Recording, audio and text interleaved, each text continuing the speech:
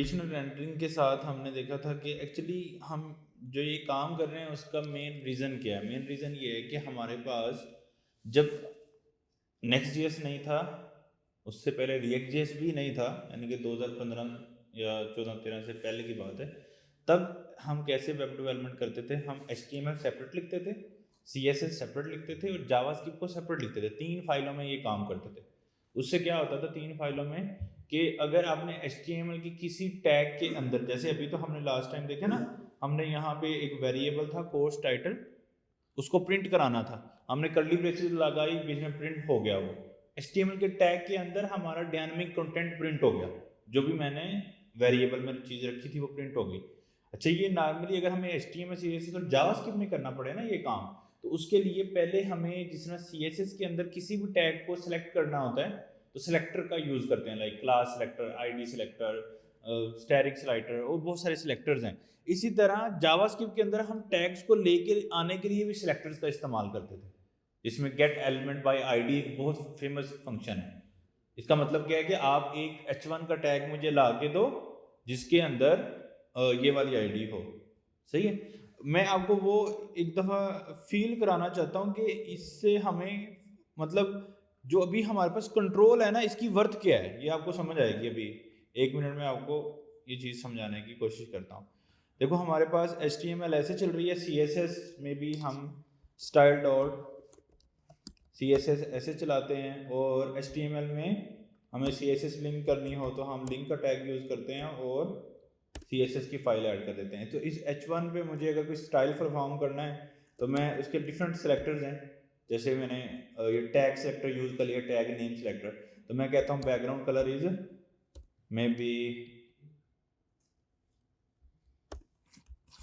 सुबह सुबह।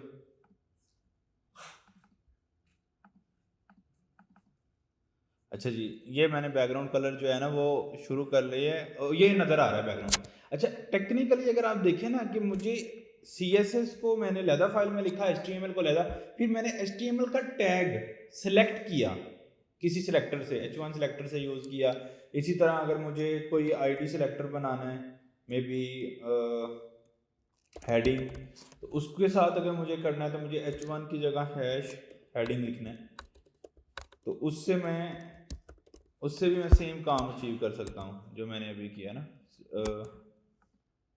क्या हुआ, स्पेलिंग मिस्टेक, तो ये हमारे पास हेडिंग आ रहा है। सही है। अच्छा, अब आइडिया ये है, हमें टेक्निकली क्या डिफिकल्टी हो रही है, हमें उन टैग्स को सिलेक्ट करना पड़ रहा है। सही है, इतनी बात CSS तक तो ठीक है। अभी इसी तरह मैं एक फाइल बना लेता हूँ style dot may be script dot TS, या अभी के लिए मैं JS रखता हूँ, समझो TS भी तो JS में बनती है ना, तो सेम ही कोड होगा, मैं इसको रखता हूँ। अब मैं ये चाहता हूँ कि H1 में जो टेक्स्ट लिखा है टेक्निकल सोल्यूशन, इसकी जगह पे हेलो वर्ल्ड लिखा आ जाए।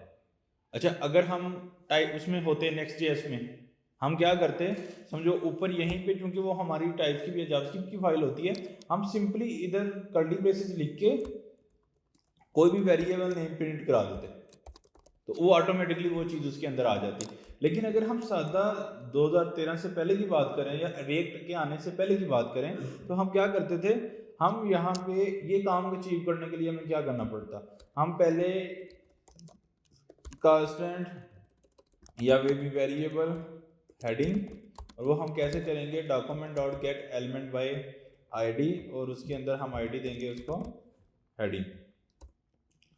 ये इस तरह ये हमें वो हेडिंग का टैग मुझे ला के देगा ये function gate element by ID।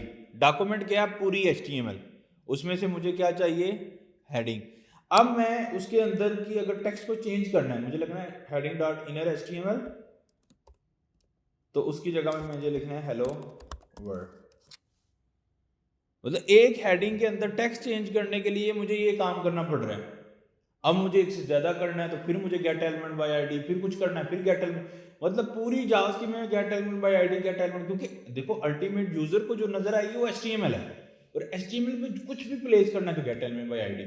तो जब इतने ज़्यादा गेट एलिमेंट बाय ID हम करते हैं तो फिर हमारे लिए अंडरस्टैंडिंग बनाना डिफिकल्ट प्रोजेक्ट में मुश्किल हो जाता है।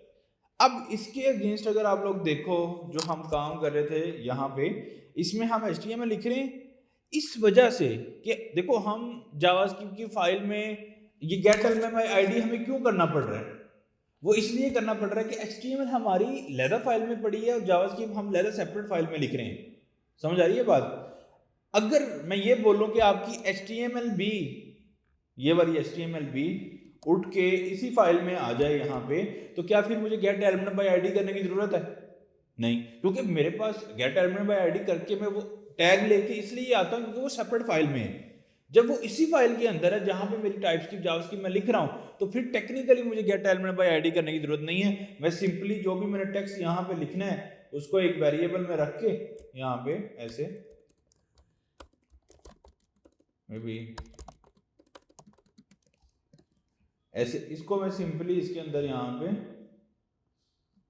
ऐड कर दूं। बात समझ आ रही है? Curly braces data. अब ये काम अचीव नॉर्मल फ्लो में, यानी कि अगर हम नेक्स्ट जेएस या रिएक्ट जेएस यूज ना करें तो ये चीज हम अचीव नहीं कर सकते। एक्चुअली अब बात समझ में आ रही है कि रिएक्ट जेएस ने क्या किया था? रिएक्ट ने क्या किया कि एचटीएमएल को टाइपस्क्रिप्ट की फाइल में लिखने की इजाजत दे दी। उससे क्या हुआ, जो गेट एलिमेंट बाय आईडी का वाला झंझट था ना, वो खत्म हो गया। अब चूंकि HTML ही वहां पे है जिसके अंदर मुझे उसको गेट करना था, अब मैं अपनी मर्जी से उसके ऊपर कंट्रोल अप्लाई कर रहा हूं जो भी मुझे करने है। अब बात समझ आ रही है कि पहले कैसे होता था? अब इस वजह से पहले बहुत ज्यादा मुश्किलात होती थी डिफिकल्ट कम्प्लेक्स प्रोजेक्ट को बनाने में। अभी आसानी है, अभी आसानी है क्योंकि मेरे पास फुल कंट्रोल है। कंट्रोल किस बात का है? HTML CSS जावास्क्रिप्ट एक ही फाइल में लिख सकता हूं, जो कि टाइपस्क्रिप्ट की फाइल है या जावास्क्रिप्ट की फाइल है। अब डेफिनेटली ये ब्राउजर को समझ नहीं आता, इसलिए फिर हमने वो डिस्कस किया था कि बेबल कंपाइलर है या वेब पैक है जो इन चीज़ों को सॉर्ट आउट करता है, अलग-अलग फाइलें बनाता है, जो कि ब्राउजर के लिए समझ आने वाली चीज़ बन जाती है। सही है। लेकिन मज़े की जो चीज़ है वो ये है कि HTML का टाइपस्क्रिप्ट के अंदर लिखना इटसेल्फ बड़ा हमारे लिए मज़े की चीज़ है, बड़ी टेक्निकली बड़ी स्ट्रॉन्ग चीज़ है। अदरवाइज बहुत डिफिकल्टी थी हमारे लिए। अभी तो जस्ट मैंने ये वाला कोड जो ऊपर लिखा है वो सिंपली एक टेक्स्ट चेंज करने के लिए मैं कहता हूँ कि H1 एक लूप लगाओ, जितने H1 है मतलब 10 H1 या 5 H1 उन सबका टेक्स्ट चेंज करो। अब उसमें और डिफिकल्टी आ गई, हमें उन सारे H1 को गेट करना है, फिर उनके इनर HTML को चेंज करना है, मतलब डिफिकल्टी लेवल बढ़ जाता है। बात समझ आ रही है? फिर मैं कहता हूं कि कंडीशन लगानी है, अगर ये हो तो ये टेक्स्ट हो, जिस तरह हमने कल लास्ट टाइम कंडीशन रेंडरिंग की थी, अगर ये टेक्स्ट हो तो ये करो, अगर ये चीज़ हो तो ये करो। उसके लिए भी क्या होगी, और डिफिकल्टी लेवल बढ़ेगा। तो अल्टीमेट ये जो पुरानी HTML CSS थी ना, क्योंकि आप उनको देख नहीं रहे हो कि पहले कैसे होता था, इसलिए आपको फील नहीं आ रही है कि अब इतना मजे की चीज़ कैसे बन गई है। बात समझ आ रही? अब मैंने आपको थोड़ा आइडिया दिया ना, अब होपफुली आपको बात समझ में आ रही होगी कि ये जो हमारे पास जो कंट्रोल आया है ना कि HTML को हम टाइपस्क्रिप्ट के अंदर लिख पा रहे हैं, ये इटसेल्फ बहुत खूबसूरत चीज़ है, मज़े की चीज़ है। क्यों? क्योंकि अब इसमें मैं चीज़ें ऐड कर सकता हूँ, टाइपस्क्रिप्ट की वेरिएबल प्रिंट कर सकता हूँ। अब मुझे किसी चीज़ को गेट करने की जरूरत नहीं है कि HTML में से ये चीज़ लेके आओ फिर मैं इसमें आपको ये चीज़ करके दूंगा। वो चीज़ें मेरी आसान हो जाती हैं। बात समझ आ गई कि हम ऐसा क्यों करें? अच्छा, अब डेफिनेटली हमने बात की थी कि गेट करके HTML को हम उसमें चीज़ें ऑपरेशन अप्लाई कर सकते हैं। ये उतने ही ऑपरेशन अप्लाई करने की इजाज़त है जितने कि हम पहले मैनुअल प्रोसेस में करते थे। मतलब इसकी भी कुछ लिमिटेशंस हैं, मतलब ऐसा नहीं है कि आप HTML में किसी भी तरह की टाइपस्क्रिप्ट लिख सकते हो, इसकी कुछ। लेकिन रिटर्न, क्योंकि सिर्फ HTML हम लिख रहे हैं रिटर्न के अंदर, रिटर्न से बाहर आप जो मर्जी लिख सकते हो, रिटर्न के अंदर आपके पास लिमिटेशंस हैं। उन लिमिटेशंस को हमने डिस्कस किया था। सबसे पहली चीज़, हमने कोई भी वेरिएबल प्रिंट कराना है या किसी ऑब्जेक्ट की वैल्यू प्रिंट करानी है या कोई सिंगुलर चीज़ प्रिंट करानी है, तो हम सिंपली कर्ली ब्रेसेस डाल के उसका नाम लिखें तो वो प्रिंट हो जाएगी स्क्रीन पे। फिर हमने एक और कंट्रोल सीखा था कि अगर हमने किसी टैग्स को या किसी टेक्स्ट को कंडीशनल रेंडर करना है तो दो तरह की कंडीशंस हमें मिलती हैं React.js में। कौन कौन सी हैं वो? एक एंड ऑपरेटर और कंडीशनल ऑपरेटर, क्वेश्चन मार्क। ये दो तरह से हम कंडीशन लगा सकते हैं अगर हमें HTML के अंदर कंडीशन लगाना है। अगर हमें HTML रिटर्न से बाहर यानी कि HTML से बाहर कंडीशन लगाना है, फिर अपनी मर्जी से कुछ भी कंडीशन लगा सकते हैं जैसे हमने यहाँ पे लगाई हुई है। बात समझ आ गई आपको? कोई डिफिकल्टी लेवल यहाँ तक, कोई कन्फ्यूजन, कोई समझ ना आ रही हो बात? All good. अच्छा, अब हमने वेरिएबल प्रिंट करना भी सीख लिया और हमने कंडीशन लगाना भी HTML में, रिटर्न में कंडीशन लगाना जस्ट लाइक दिस, वो भी अंडरस्टैंड कर लिया। एंड ऑपरेटर से भी और क्वेश्चन मार्क से भी, दोनों से हमने ये चीज़ अंडरस्टैंड कर ली। आज जो हमारा टारगेट है वो ये है कि HTML के अंदर, देखो HTML के बाहर तो किसी भी तरह का लूप लग सकता है। कौन कौन से लूप्स होते हैं? For loop, while loop, do while loop, filter, map, बहुत सारे लूप्स हैं। वो रिटर्न से ऊपर हर तरह का लूप लग सकता है, जो भी आपने काम करना है वो करें। लेकिन रिटर्न के अंदर जिधर HTML शुरू हो गई है, सही है, उधर आपके पास लिमिटेशन है। आप एक ही किस्म का लूप लगा सकते हैं, that is called map loop, that is called map loop. अब हमने वो लूप, एक्चुअल में वो लूप हमने बना के देखना है कि वो हम लूप कैसे बनाएंगे। इसके लिए हम एक नया बिल्कुल कंपोनेंट बनाएंगे ताकि हमें, पेज बनाएंगे ताकि हमें इश्यूज ना हो। मे बी हम क्या करते हैं, अबाउट का पेज बना लेते हैं और उसमें फाइल बनाएंगे page.tsx, और उसमें फिर क्या बनाएंगे, एक एक्सपोर्ट डिफॉल्ट फंक्शन, और उसका नाम रख देंगे अबाउट, और उसके बाद रिटर्न हमें क्या करनी है, और tsx रिटर्न करनी है, यानी कि HTML रिटर्न करनी है। तो मैं यहाँ पे div लगा दूंगा और उसमें मे बी मैं बोल दूंगा यहाँ पे h1, उसमें लिखते हैं लिस्ट ऑफ डायरेक्टर्स, सही है। अच्छा, अब डायरेक्टर्स की लिस्ट बनानी है। अच्छा, मेरे पास डायरेक्टर की जो लिस्ट है ना, मैं मे बी, चलो यहाँ पे बनानी है, ऊपर भी बना सकते हैं और कंपोनेंट के अंदर भी बना सकते हैं। मैं कह देता हूँ कि मे बी लिस्ट, और उसके अंदर मेरे पास नेम है, लिस्ट ऑफ डायरेक्टर्स के नेम है। मे बी अगर आपको और वेरिएबल को अच्छा करना है, ठीक है, लिस्ट ऑफ डायरेक्टर्स, ये एक एरे बनेगी क्योंकि एक से ज़्यादा डायरेक्टर्स होते हैं, तो उसके नेम है मे बी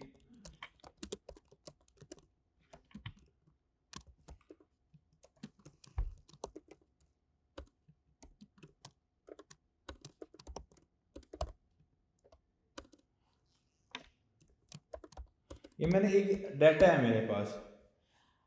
अब मैं ये चाहता हूँ कि इस डाटा को, मतलब या नीचे इसको प्रिंट करूँ, जितने भी नेम है ना ये 1 बाय 1 नीचे प्रिंट होते हैं मेरे पास, सही है। जूम कर,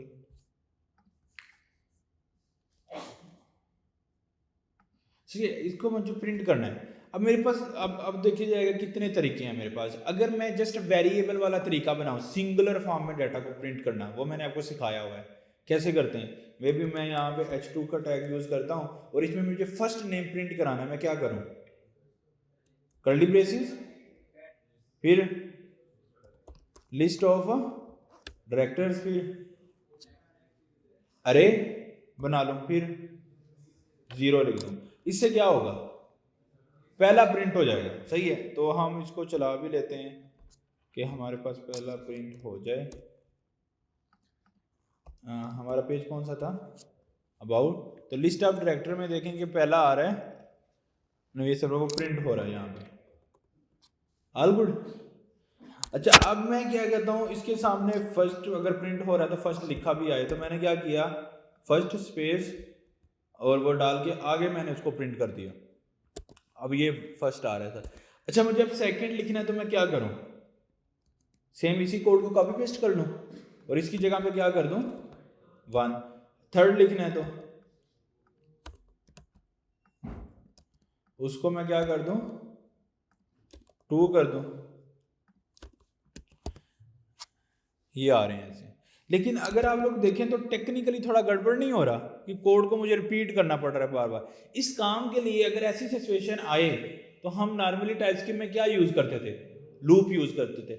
हमें देखने के, अच्छा अब हमें लूप यूज करना है इस सारी चीजों के लिए, तो हम इधर फॉर लूप नहीं यूज कर सकते ऐसे कि मैं लगाऊं फॉर लूप और उसको यूज कर लूं, ये पॉसिबल नहीं है।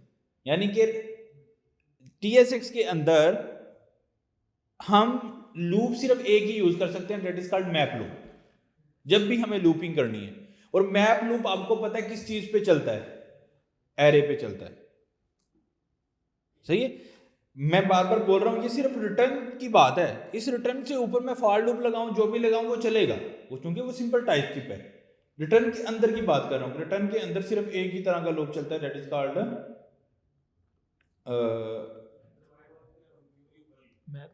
हैं। देखो ऊपर हम फॉर लूप लगा दें अगर, तो वो अगर रिटर्न से ऊपर में HTML नहीं लिख सकता। ये देखो ना, ये वेब पैक और बेबल कंपाइलर क्या कहता है कि रिटर्न के अंदर जो HTML आएगी ना, मैं उसको प्रोसेस करके लेता फाइलें बनाऊंगा। अगर मैं ऊपर लेट्स सपोज फॉर लूप लगा भी देता हूँ, आपके कहने का मतलब है कि मैं यहाँ फॉर लूप लगा दूँ जो कि मेरे लिए अलाउड है, मैं लिस्ट ऑफ डायरेक्टर्स कर दूँ यहाँ पे ऐसे, ठीक है। अब मुझे इस एलिमेंट को किस में प्रिंट करना है, मुझे इसको h2 के टैग में प्रिंट करना है। तो इसके अंदर मैं ऐसे प्रिंट करूंगा तो वो नहीं चलेगा। क्यों? क्योंकि h2 का टैग रिटर्न से ऊपर अंडरस्टूड नहीं है, ये रिटर्न के अंदर अंडरस्टूड है। वो क्यों? क्योंकि इसको भी तो कंपाइल किया जाएगा। वो कंपाइल कौन करता है? Babel, Webpack. उन्होंने इसको कैसे, इसको देखो HTML ब्राउजर के लिए कभी भी टाइप किया जावास्क्रिप्ट के अंदर अंडरस्टैंडेबल नहीं है, वो HTML की फाइल में अंडरस्टैंडेबल है। उसको कंपाइलर ने बाद में HTML की फाइल में शिफ्ट करना है। वो शिफ्ट कब करेगा, उसको क्या कैसे पता लगेगा कि मुझे इसको शिफ्ट करना है? वो कहता है रिटर्न में जितनी HTML आएगी मैं उठा के फाइल में रख दूंगा। अब उससे ऊपर आप HTML लिख रहे हो तो उसको तो नहीं, वो बात नहीं समझ में आएगी ना, वो तो हम कस्टमली डिफाइन कर रहे हैं, और ना ही उसकी कोई आउटपुट वो शो कर पाएगा स्क्रीन पे, क्योंकि आउटपुट स्क्रीन पे तो HTML पे नजर की फॉर्म में नजर आती है ना। जब उसको HTML के अंदर कुछ मिला ही नहीं, रिटर्न खाली है, तो वो स्क्रीन पे क्या शो करेगा? कुछ भी नहीं। तो टेक्निकली हम इसके ऊपर फॉर लूप तो लगा सकते हैं, लेकिन हम उसमें HTML नहीं यूज कर सकते। इस वजह से हमें मजबूरी बन जाती है कि हम रिटर्न के अंदर ही लूप चलाएं, ताकि HTML को इटरेट कर सकें, बार बार उसको रन कर सकें। अच्छा, अब यहाँ पे फॉर लूप तो नहीं चल सकता, फिर हमारे पास एक ही ऑप्शन है, that is called map loop. Map loop को चलाने के लिए मुझे क्या करना पड़ेगा कि सबसे पहले कोई भी टाइपस्क्रिप्ट लिखनी है, मुझे क्या लगानी है? Curly braces. क्या लगानी है? मैंने कर्ली ब्रेसेस यूज कर ली, ठीक हो गया। अच्छा, फिर मैं लिखूंगा एरे का नाम, मैप का लूप लगाने लगा हूं जैसे हम नॉर्मली पहले लगाते थे, list of directors dot map, array dot map ही लगता था ना। फिर इसको क्या चाहिए पैरामीटर में, आर्गुमेंट में इसको क्या चाहिए? फंक्शन चाहिए। हम इसको एरो फंक्शन पास करते हैं, दैट्स ओके, ऐसे ही है। अच्छा, इसके अंदर मैंने ये ऐसे कर दिया। अब अगर मैं मैप के फंक्शन में कर्ली ब्रेसेस लगा दूं तो मुझे साथ में क्या लगाना पड़ता है? रिटर्न। मैंने रिटर्न लगा दिया। अच्छा, अब रिटर्न लगा दिया, अब इसके अंदर मैं सिंपली क्या रिटर्न करना चाह रहा हूं? H2, और उसमें मैं लिख देता हूं, मैंने हार्ड कोडेड नवीद लिख दिया। अब आप लोग देखिएगा कि ये नवीद प्रिंट हो गया। क्यों बोला? क्योंकि लिस्ट ऑफ डायरेक्टर में जितनी वैल्यूज थी उतनी दफा लूप चला, उतनी दफा H2 रिटर्न हुआ। तो मेनली क्या हुआ, ये वाला कोड रिप्लेस हो गए, जितना मैंने रिटर्न में HTML लिखी थी वो उसकी जगह में आ गई। ये चीज सिंपली हैपन हुई। मतलब देखो ना, 5 दफा लूप चला, तो एक्चुअली ये 5 दफा ये इसकी कॉपी पेस्ट बन गई लूप की वजह से, और ये सारा कुछ यहां से खत्म हुआ, 5 दफा H2 यहां पे लिख दिया उसने। क्योंकि देखो मैप का लूप जो है बदले में क्या रिटर्न करता है? अरे, अब उस अरे में क्या होगा, हम क्या रिटर्न कर रहे हैं? H2 रिटर्न कर रहे हैं। तो समझो कि ये सारे कोड को रिप्लेस करके यहां पे H2 की लिस्ट आ जाएगी, और उसको फिर बेबल का कंपाइलर अंडरस्टैंड कर लेगा कि अच्छा ये मेरे पास H2 की अरे आ गई है, इसको मुझे प्रिंट करना है स्क्रीन पे। अच्छा, अब लेकिन मेरे पास यहाँ पे ये फिक्स्ड आ रहा है नवीद, और साथ में काउंट भी नहीं आ रहा है। तो अगर लेट्स सपोज काउंट तो मैं ऐसे लगा दूंगा, लेकिन स्टिल ये सारे एक ही होंगे। क्यों भला? क्योंकि ये तो हार्ड कोडेड डाटा है। अब मुझे पता है कि मैप के लूप के पैरामीटर में जो हम फंक्शन पास करते हैं उसमें मुझे दो चीजें मिलती हैं। क्या क्या? उसकी वैल्यू मिल जाती है, और अरे के ऊपर जो वैल्यू मिलती है, और साथ में इंडेक्स। तो मैं उसको आइटम बोल देता हूँ, साथ में इंडेक्स बोल देता हूँ, ठीक है। अच्छा, अब मैं इंडेक्स की जगह पे मुझे कुछ भी टाइपस्क्रिप्ट लिखनी है, क्योंकि फिर HTML शुरू हो गई। जब भी HTML शुरू होगी तो आपने टाइपस्क्रिप्ट लिखनी है तो क्या करना है? Curly braces. तो फिर curly braces that is called sorry that is called index. और इसकी जगह पे एक्चुअल मुझे आइटम में वैल्यू आ रही है, तो आइटम को क्या कर दूंगा यहाँ पे कर्ली ब्रेसेस फिर दोबारा लगाऊंगा और उसके साथ फिर क्या कर दूंगा आइटम प्रिंट कर दूंगा। मजे की चीज है ना। तो अब मुझे वो वैल्यू नजर आ रही है जो मुझे चाहिए स्पेसिफाइड, लेकिन ये इसका इंडेक्स 0 से शुरू हो रहा है, तो मुझे इसमें इसको अगर थोड़ा सा अच्छा करना है यानी कि 1 से शुरू करना है तो क्या करूं, प्लस 1। एक और ऑप्शन भी है, इंक्रीमेंट ऑपरेटर लगा दें प्लस प्लस, उसको एक इजाफा कर देगा वो।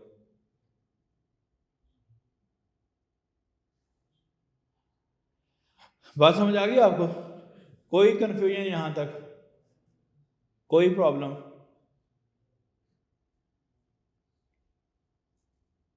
कि लूप कैसे करना है, सबको ओके है? लूप कैसे करना है, कोई इशू,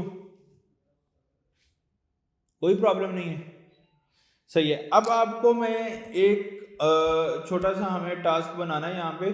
जिस तरह हमने ये एक चीज को लूप किया है, क्या हम अरे के अंदर पूरा ऑब्जेक्ट सेव कर सकते हैं उसके हर एलिमेंट पे?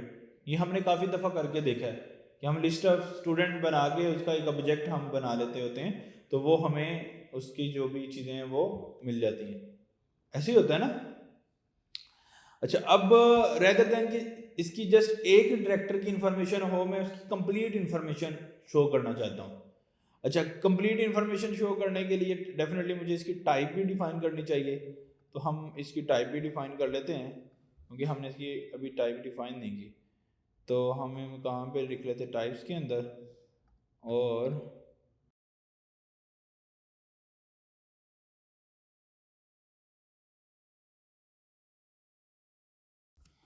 डायरेक्टर में क्या क्या हो सकता है, उसका नेम हो सकता है, वो स्ट्रिंग टाइप का होगा, और उसकी टाइटल हो सकती है, थोड़ा उसका एज, डायरेक्टर की एज डजंट मैटर मेरे ख्याल से। उसकी क्या हो सकता है, पोजीशन या टाइटल उसका क्या लें, वो भी स्ट्रिंग होगा। उसके अलावा उसके लिए हमें थोड़ी सी डिस्क्रिप्शन भी लिखनी है कि डायरेक्टर के बारे में, थोड़ा उसका इंट्रो में भी कह सकते हैं इसको, और वो भी स्ट्रिंग होगा। और डायरेक्टर में उसके सोशल लिंक्स हो सकते हैं, ऐसे ही है ना। वीएन हो सकता है उसका सोशल लिंक में भी, फेसबुक यूआरएल, वो भी स्ट्रिंग होगी। तो ऐसे ये सारे स्ट्रिंग होगी, कुछ इस तरह की हम इंफॉर्मेशन रख लेते हैं। अच्छा, अब इसकी जो टाइप है वो हम डेफिनेटली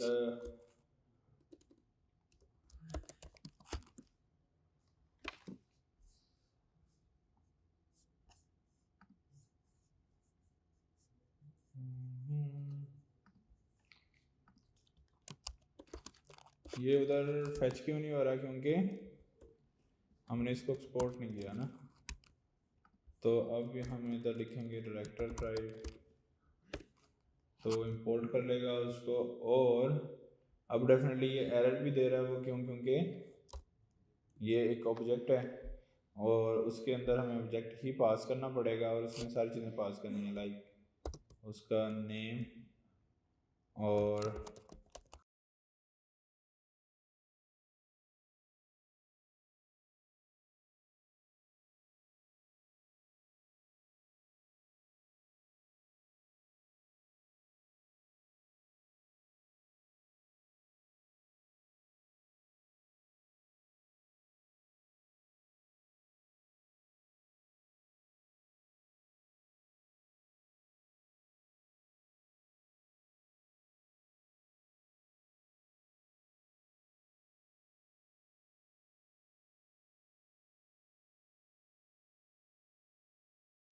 अच्छा, ये मैंने ऐसे जो है ना वो डिफरेंट लिस्ट बना ली है। अब डेफिनेटली इसको लूपिंग करने के लिए भी मेरा थोड़ा सा स्टाइल बदल जाएगा ना। मैं पुराना लूप ऐसे लिखने देता हूँ इधर, तो अब मेरा स्टाइल क्या बदल जाएगा, ये मेरे पास एक से ज़्यादा, मतलब पहले सिर्फ एक ही वैल्यू आ रही थी, अब एक से ज़्यादा पूरा ऑब्जेक्ट मिलेगा मुझे आइटम में। तो पहला सीन तो ऐसे ही हमें लगाना पड़ेगा, may be list of directors dot map, और वो ही मुझे फंक्शन पहले में वैल्यू क्या मिलेगी आइटम, दूसरे में इंडेक्स, और मुझे यहाँ पे रिटर्न लगाना पड़ेगा। और उसके अंदर मुझे अब डेफिनेटली इसको लिस्ट करना है एक से ज़्यादा चीज़ों को। मैं यहाँ से डिफ से शुरू कर लेता हूँ,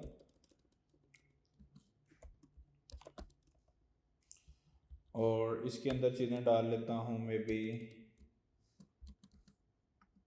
h1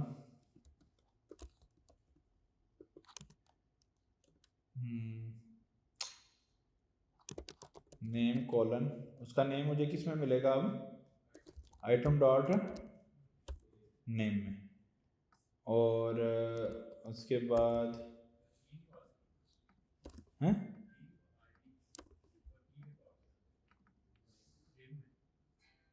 यहाँ पे वो भी फिलहाल कॉम्प्लेक्सिटी नहीं कर रहा ना मैं।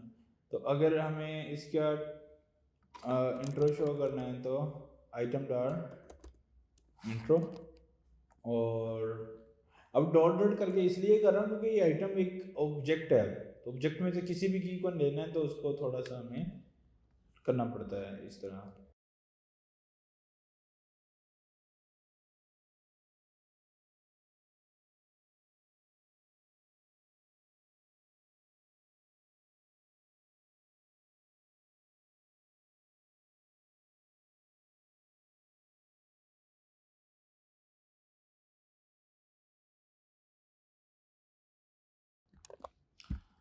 यहाँ तक किसी को समझ ना आई हो कि हमने एक्चुअली अंडरस्टैंड किया है कि हम सिंपली एक सिंगल अगर मेरे पास वैल्यू है उस पर भी लूप कर सकते हैं, और अगर मेरे पास ऑब्जेक्ट में डाटा आ रहा है मैं उसको भी लूपिंग कर सकता हूँ, उसको भी हम डिस्प्ले कर सकते हैं। सही है, तो ये चीज़ हमने यहाँ से अंडरस्टैंड की है। किसी को कन्फ्यूजन यहाँ तक आ रही हो कि कैसे चीज़ें चल रही हैं, कोई क्वेश्चन? हमने एक्चुअली मैप लूप अंडरस्टैंड किया है कि अगर हम एक से ज़्यादा HTML जनरेट करना चाहते हैं लूप की मदद से, हम मैप का लूप जो है वो इस्तेमाल कर सकते हैं उसके लिए। बाकी ये तो वेरिएबल जस्ट प्रिंटिंग हो रही है, और दैट्स इट। अच्छा, इसमें एक और भी चीज़ है कि अगर हमें इसमें भी कंडीशनल रेंडरिंग कर सकते हैं मैप के अंदर भी, कि अगर जो है वो पर्टिकुलर नेम ये है या ईमेल ये है या समथिंग आईडी ये है, फिर प्रिंट हो फिर ना प्रिंट हो, वो हम इसके अंदर कंडीशंस रेंडरिंग कर सकते हैं कि अगर ये चीज़ आ रही है तो वो फिर प्रिंट होगी, अगर वो नहीं आ रही तो वो प्रिंट नहीं होगी। मे भी हम कह देते हैं कि अगर इंडेक्स डबल इक्वल टू है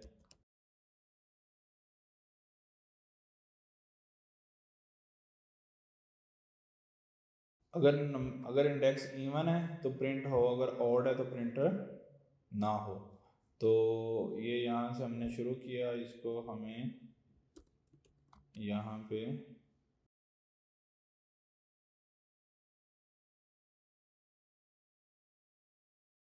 सॉरी एक से ज़्यादा वो है ना। अच्छा, एक और इंटरेस्टिंग पार्ट है कि हमें जब भी वो बनाना है ना, मतलब जब भी HTML को रिटर्न करना है उसका एक पेरेंट होना चाहिए। उसके लिए या तो हम एक डिव लगाएंगे,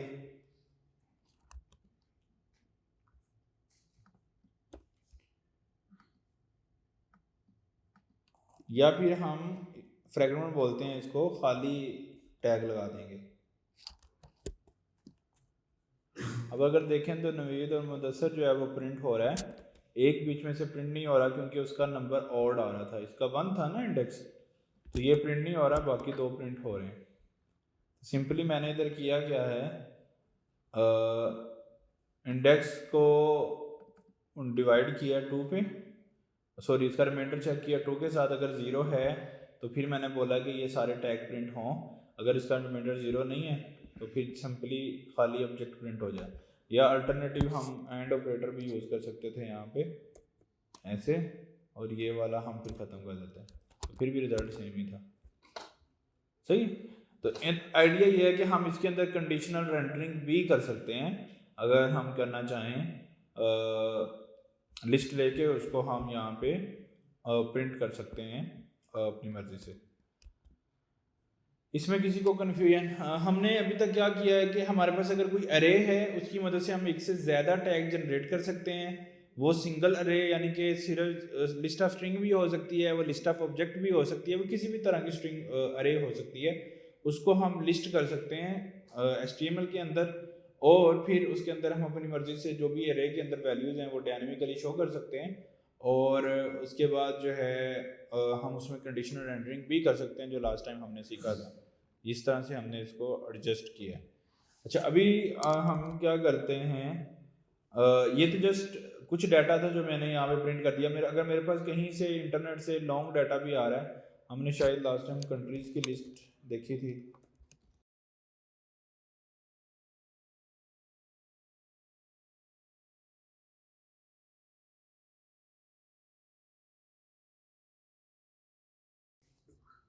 लाइक ये अगर मेरे पास कोई वेरिएबल है,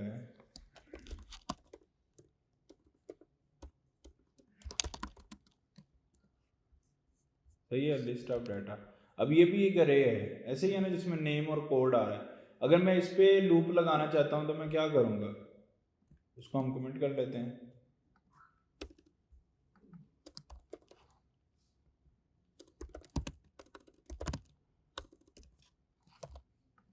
उसको हमें लूप करने के लिए क्या करना पड़ेगा कि वही तरीकाकार डाटा डॉट, क्योंकि मेरा वेरिएबल का नाम डाटा है। अब मैंने ज़्यादा डाटा इसलिए लिया है ताकि आप अंडरस्टैंड करें कि लिस्ट ऑफ अगर ज़्यादा डाटा हो तो वो भी प्रिंट हो सकता है। डाटा डॉट मैप हमें आइटम मिल जाएगी और साथ में इंडेक्स मिल जाएगा, और फिर हमें यहाँ से रिटर्न लगाना है, और उसके अंदर हमें किसी न किसी चीज़ को डिस्प्ले करना है, मे बी H1 को, और हम कहेंगे आइटम डॉट वेरिएबल का नाम, की का नाम है डॉट नेम। डॉट नेम जो है वो प्रिंट करेंगे, डेफिनेटली उसके साथ कर्ली ब्रेसेस भी लगानी पड़ेंगी, और उससे पहले हम इसमें कोड भी प्रिंट कर देते हैं। वो किस तरह करेंगे, आइटम डॉट कोड।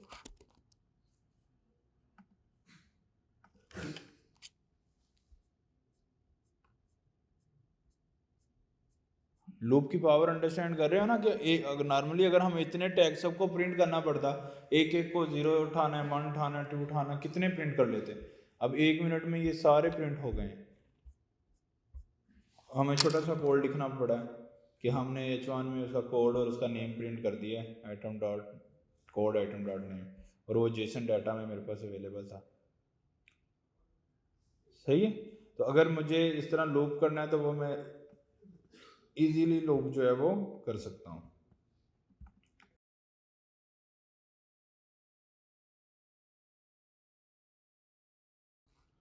चाहिए एक जेसन है छोटी सी। आप लोगों ने अब क्या करना है, ये आप लोगों का टास्क है, अभी आप करेंगे कि ये एक जेसन है कोई,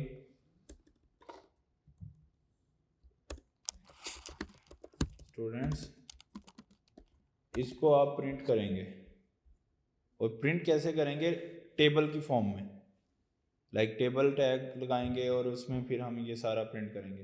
पहला स्टूडेंट, फिर दूसरा स्टूडेंट, फिर तीसरा स्टूडेंट, ऐसे ये सारे स्टूडेंट हम उसमें प्रिंट करेंगे। सही है, चलें इसके